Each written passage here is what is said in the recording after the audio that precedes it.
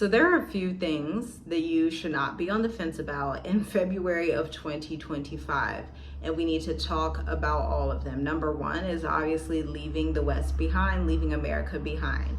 Number two is business ownership, right? And when I say business ownership, I want to break it down. I don't just mean having an LLC, but I mean knowing how to operationally run your LLC, how to create congruency in your marketing so that you can attract ideal clients, how to have repeatable sales systems, how to hire executive assistants or business managers, whoever you need to hire in your business, and run it effectively. Number three, the coming shifts in the economy. I don't know if y'all follow the markets like we do. Obviously, my husband is an investor and I am an entrepreneur. And so for our different reasons, we follow the markets to understand what's going on in the economy. And today, like, every stock is down. Everything is down. We have sold everything off. Everything is down because there is a new season coming in the market. There's a new wealth transfer that's happening. And it's the type of thing, if you're not in the right position and in the right place and have the right knowledge within the next 72 hours, you could miss out big, and you'll be looking back the way people were looking back on Bitcoin, you know, a decade or 15 years ago, however long ago it was. And so when we talk about leaving America, business ownership, and investing, these are the three pieces of leverage that you need in 2025 and beyond, because what is coming to the West? The West is in an economic trade war, and I can feel the sentiments through my Instagram screen, through my phone screen, through the TV screen when I'm just looking at these things going on. And I'm not even in the West, I'm in the East, okay? And so Mexico and Canada are doing retaliatory trade war with America because America has stated that she will be doing tariffs at the border, tariffs on imports, all these things, 25% for Canada, 25% for Mexico, 10% for China, because most imports come from China to America, okay? So they can only sanction about 10%. They can only do the tariffs on the 10%. But they said Mexico and Canada, y'all can get the full 25%, right? That's 25% tax. That's a big amount of tax. That's pretty big, you know. 10% is just like a regular tax, like, okay, you're doing 10%, and 25% to your two allies is gonna cause havoc and is gonna bring a lot of trouble. This is why I'm saying that this administration, and I don't know if it's on purpose, I don't know what the exact goal is, but we can go by the fruits, right? The scriptures tell us that you will know a tree by its fruits. And the fruits that we are seeing, if we take out everything we hear and just look at what the actions are, the fruits are telling us that this Western Babylonian system will decline faster with this current administration in office, okay? We're having planes falling out the sky. We're having planes being set on fire. We're having all this fog, the mist, the fires in California. And there's like every alarm, every sign for the world to see, by the way, because the world is watching. We are in a global day and age where the entire earth is watching what's happening in America. And they're like, huh? They're literally watching with their mouths, their jaws just drop, like, and they're starting to understand. I've said this in a previous video. They're starting to understand why Americans are leaving the West. It used to be in 2020, 2019, people were like, why would you ever leave America? But now when you talk to people, they're like, you feel blessed to be here, don't you? It's better here, isn't it?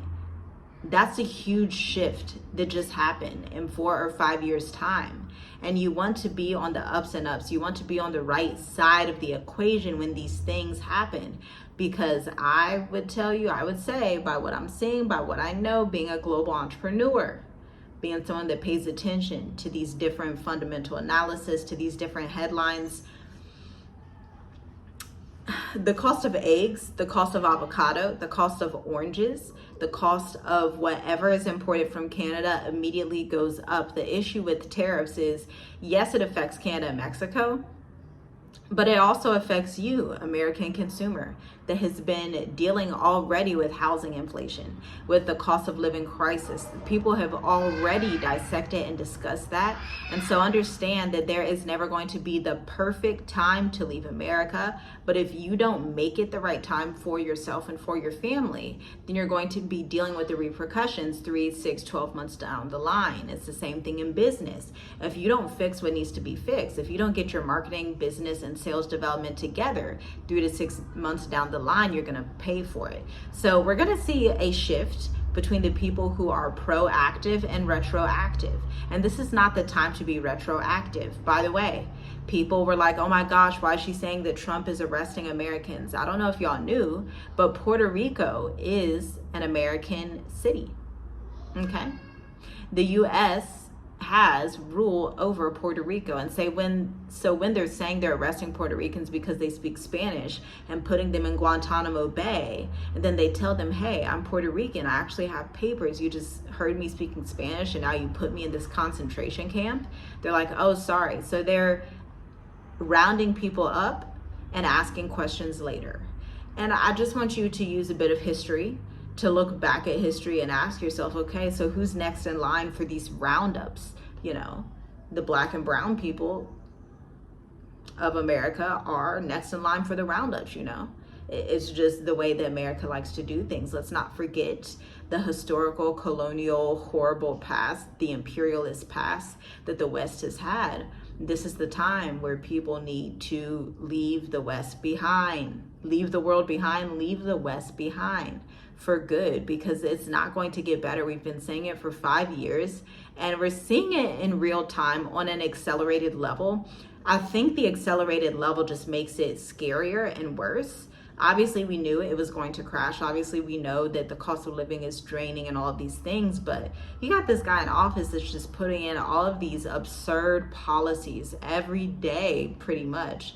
On top of that, whatever is going on with the planes, Elon Musk is like, the treasury has to become blockchain. They are flipping the system over entirely. So you need to have leverage. You need to have a network in various countries in Africa. You need to be diversified. You need to not just depend on a business, but have some property in some different areas. Have some projects you're working on. Whatever it is, get into agribusiness a little bit if you can and learn little by little. But if you sit on your hands and you do nothing, then you're gonna have to reap the reward of those who sit and do nothing and just watch these things pass by and say like, kumbaya, everything's good. But faith without works is dead. Faith without action is dead. And so when the Most High begins to unravel all these things and show people, because last year people didn't believe that America was on the decline. People were like, we're still great. Canada's passport just surpassed America. Trump says he's going to tariff and sanction BRICS nations. He's already talking about cutting off trade and aid to South Africa. He's already done so to Botswana and Kenya. There's an entire system flip that's happening. I think it's a good thing. I think Africa needs to survive without aid, because when you're dependent on the West, when you're dependent on all these people for so long, you can't really get used to being independent. You can't get used to being an entrepreneur. You can't get used to believing that you are good enough without the aid of Western sources. So I do believe that particularly is a good thing, but nonetheless, it does cause a rift and a shift in the world. And so the world will be flipped completely upside down and things will not look the way that they used to. And you need to ask yourself, am I prepared for what's coming? Am I in the right position? Do I have the right skill sets? We were talking to somebody in Black Educators Amplified yesterday for our session 2 of the 8-week program. We are on weeks 3 and 4 now, going into 5 and 6 in the next few weeks. It flies by.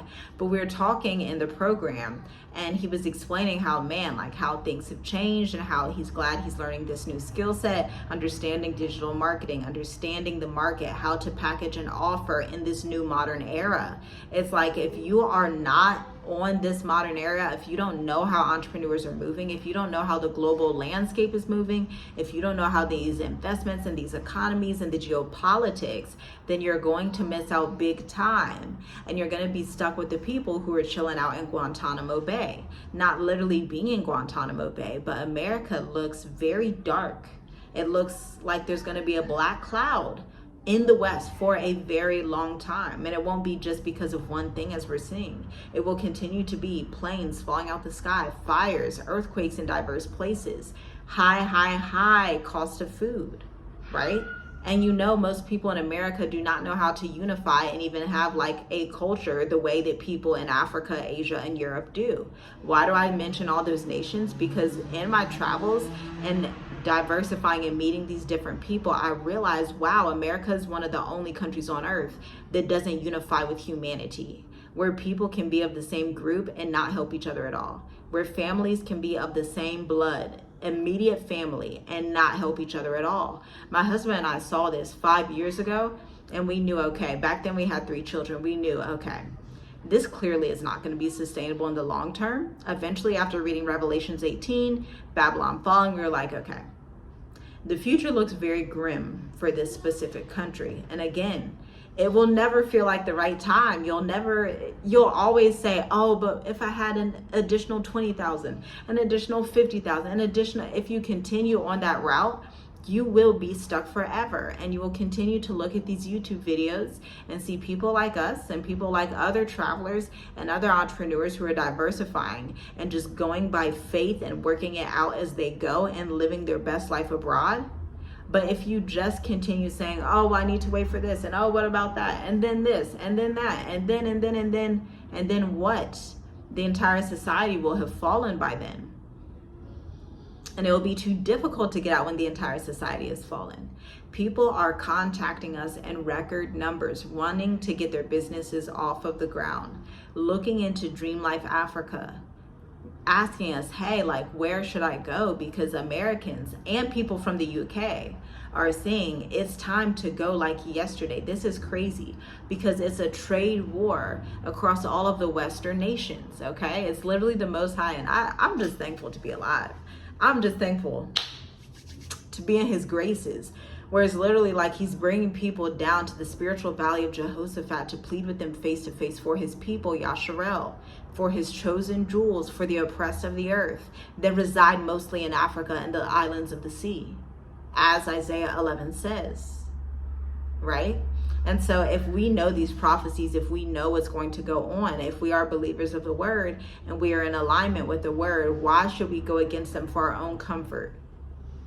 Why? It doesn't make sense. It's not logical. We have to get on code with what the word says. When the Most High says, I will bring this nation to naught, I will confuse these nations. Because otherwise, if the Most High doesn't confuse these nations, they're going to look to Africa and want to pillage us again over and over and over. But this time the Most High says, nope, enough is enough. That is enough. Now I must confuse you amongst yourselves. And so you have Denmark and America butting heads. When has Denmark and America ever not gotten along? Really? America and Canada butting heads. Everything was just cool a few weeks ago. Now over the weekend, tariffs, boom. And they're like, friction. You see how quick friction can happen with the right person in the right place? Not meaning the righteous person, but the right person for the right time to get things sizzling, to get things like, ooh, when has America and Mexico ever not gone along?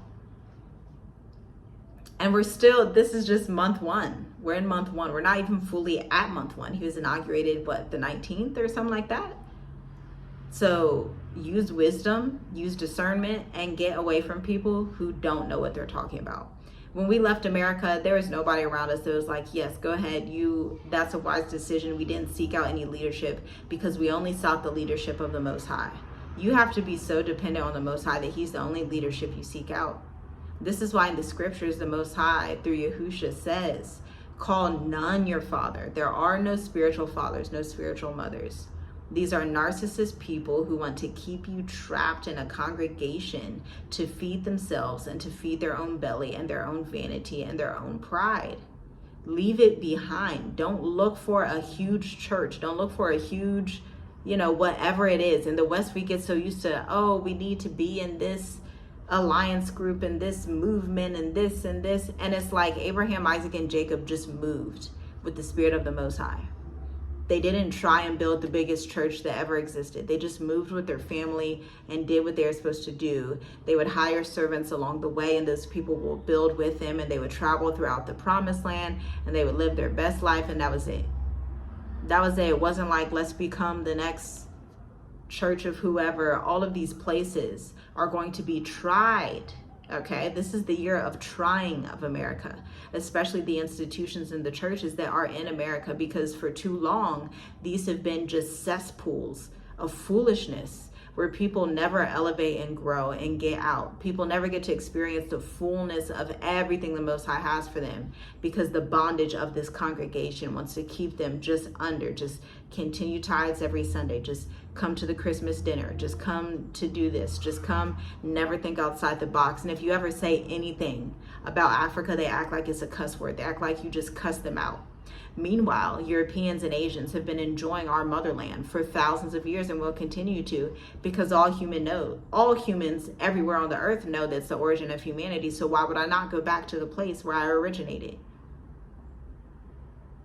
So with that, I leave you for this video. Seek peace. Do not listen to the people around you. Focus on what the Most High has for you. And in order for you to know that, you're going to have to get in a secret place and speak to him. He wants to speak to you. He's waiting to speak to you. He waits daily, but we will put man and images and things and CNN and society and school systems and this system and that system over what the Most High wants to do, to the point that you will choke out the very spirit that wants to bless you and give you wisdom on your journey. Shalom, shalom.